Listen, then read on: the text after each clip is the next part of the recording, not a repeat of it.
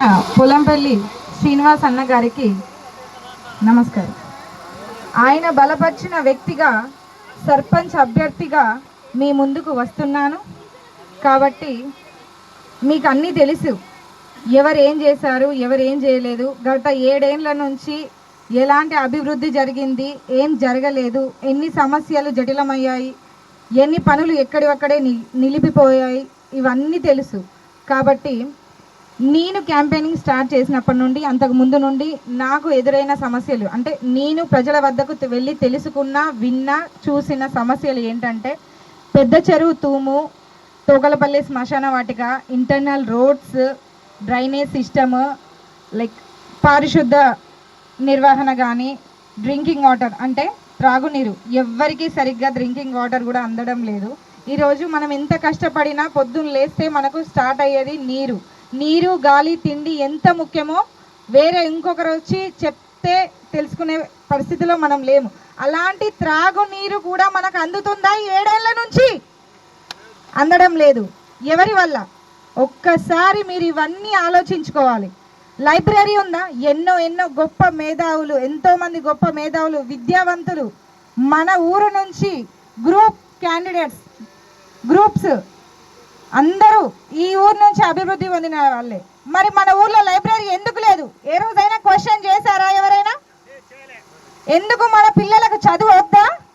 వేలకు వేలు, లక్షలు ఫీజులు కడుతున్నాం. వాళ్ళకు మళ్ళీ ఎక్స్ప్లెయిన్ చేయడానికి ఇంటి దగ్గర మనకు సరైన స్పీచ్ కానీ, అంటే సరైన మోటివేషన్ కానీ, సరైన ఎక్స్ప్లెనేషన్ కానీ ఉంటుందా? దొరుకుతుందా? ట్యూషన్స్ ఉంటున్నాయా? వాళ్ళు వెళ్ళి సబ్జెక్ట్ చదువుకోవడానికి లైబ్రరీ ఉందా? లేదు. ఎందుకు ఇవన్నీ లేవు? మనకు ఎవరి వల్ల లేవు? మనం ఓటేయలేదా? ఓటేసాం, ఖచ్చితంగా ఓటేసాం. మన ఓటు చాలా విలువైనది. కాబట్టి ఈరోజు నేను మీ అందరికీ ఒక నిస్వార్థమైన సేవ కోసం, మన గ్రామ అభివృద్ధి కోసం మీ ముందుకు వస్తున్నాను. ప్రజలకు వద్దకే పాలన, ప్రజా పరిపాలన అనే పదాలకు ఒక కొత్త నిర్వచనం, అర్థం మీ అందరికీ తెలియజేయడం కోసం మీ ముందు మన గ్రామ అభివృద్ధి అదే ధ్యేయంగా పెట్టుకొని, కంకణం కట్టుకొని మీ ముందుకు వస్తున్నాను. నేను వంతడుపుల కస్తూరి, మీ ఊరి అంటే కోడలుగా వచ్చాను. కానీ మీరు నాకు ఓటేసి గెలిపించిన మరుక్షణం మీ తలలో నాలుకలాగా, మీ ఇంటి ఆడపడుచులాగా, అంటే ఆడబిడ్డ అంటే ఇంటి గొప్ప అభివృద్ధి, మంచి చెడు అన్నింటికీ తోడుగా ఉంటుంది. కాబట్టి ఇంటి కోడలుగా, ఈ ఊరి కోడలుగా వచ్చినా కూడా మీ ఇంటి ఆడబిడ్డగా మారి మీ అభివృద్ధికి, మన ఊరి అభివృద్ధికి నా శాయశక్తులా ప్రయత్నిస్తానని అందరికీ నా అంతు ఖచ్చితంగా మనవి చేసుకుంటున్నాను. అధికారం కోసం కానీ లేదా డబ్బు కోసం కానీ నేను ఎట్టి పరిస్థితుల్లోనూ అడుగు ముందుకేయడం లేదు. ఈరోజు కుర్చీ అనే వ్యామోహం ఎట్టి పరిస్థితుల్లో నాకు లేదు. కుర్చీ మీద వ్యామోహం వచ్చిన వాళ్ళు ఈరోజు ఓట్లకు ముందు కాళ్ళు మొక్కి దండం పెట్టి గెలవగానే కనీసం గేటు వైపు కూడా చూడనివ్వని మనుషుల మధ్యలో బతుకుతున్నాం.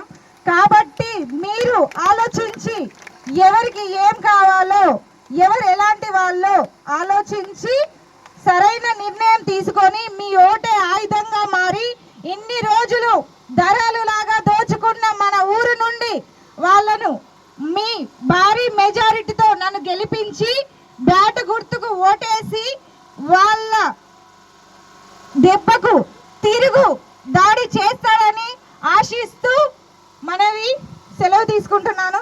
ముందుగా పొద్దున్నుంచి మీ అఖండ అభిమానంతో మా వెన్నంటే నడిచిన అక్కలకు, అన్నలకు, తండ్రులకు, సోదరులకు నా హృదయపూర్వక ధన్యవాదాలు. మీ మద్దతు, మీ బలం, మీ బలగం ఎప్పుడు ఇలానే ఉండాలని కోరుకుంటూ సెలవు తీసుకున్నాను.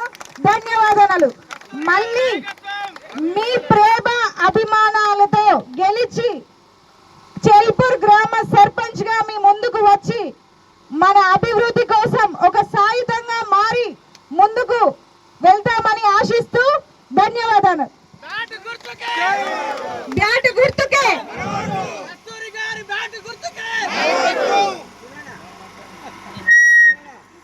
మాట్లాడినట్టేనామా మన